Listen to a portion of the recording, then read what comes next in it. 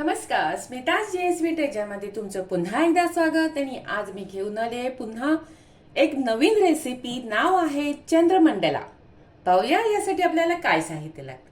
ते इथे आपल्याला समोर दिसतातच आहेत. 6 खजूर मी पाण्यात भिजत घातले होते. आता ह्याच्यातले आपल्याला बिया ज्या आहेत त्या काढून घ्यायच्या आहेत. दुसरा पदार्थ आहेत मनुका. इथे मी 15 मनुका घेतलेले आहेत.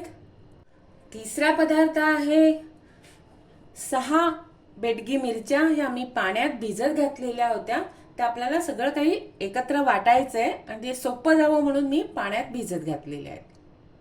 इथे 10 रुपयाची कोथिंबीर साफ करून मी पाण्यात साफ करून स्वच्छ करून कापून ठेवलेली आहे.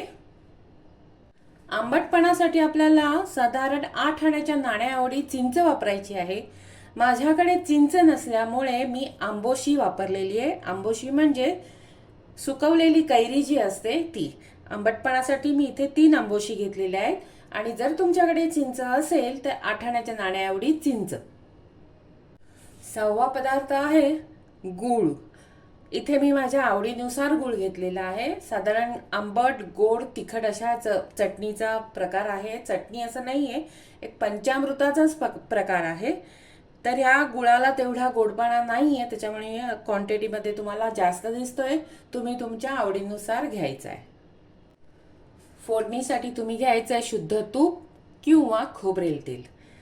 फोडणीला लागणार आहे कढीपत्ता, राई आणि चांगल्यापैकी हिंग पावडर.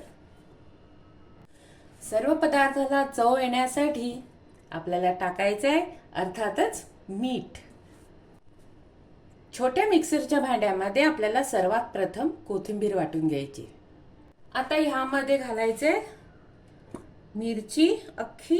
ह्याची देठ काढून घेतलेली आहे आणि ह्याचं पाणी टाकलेलं नाहीये, ठेवलेलं आहे.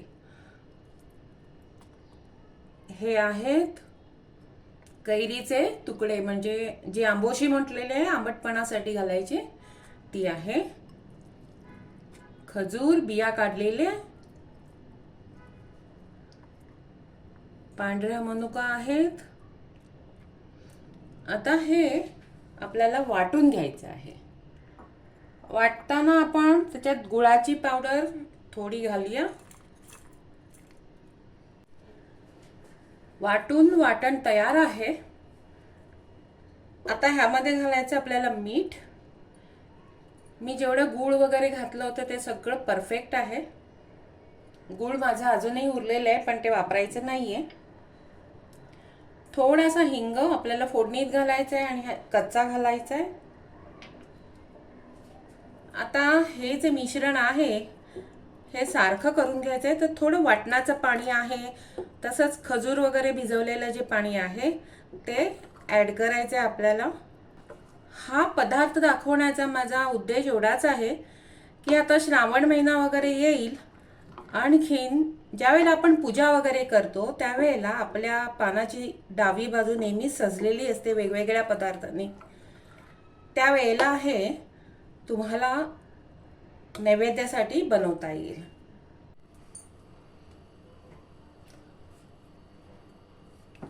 तूप बऱ्यापैकी विरघळलेलं आहे. आपल्याला आता फोडणी टाकायची आहे.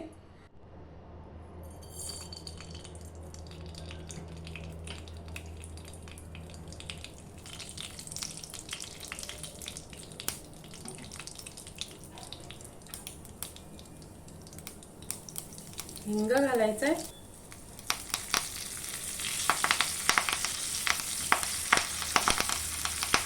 आता हे मिश्रण घालायचंय.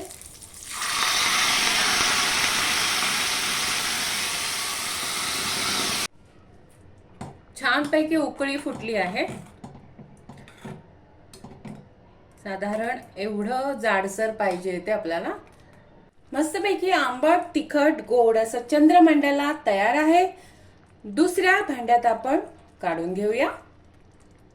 तुमच्याकडे यंदा नेहमीप्रमाणे पूजेचा बेत असेल तर पंचामृताच्या ऐवजी चंद्रमंडला बनवून पहा. माझ्या चॅनलला लाईक करा, शेअर करा, सबस्क्राईब करा. मी परत येत आहे अशीच एक नवीन सुंदर रेसिपी घेऊन खास तुमच्यासाठी. धन्यवाद.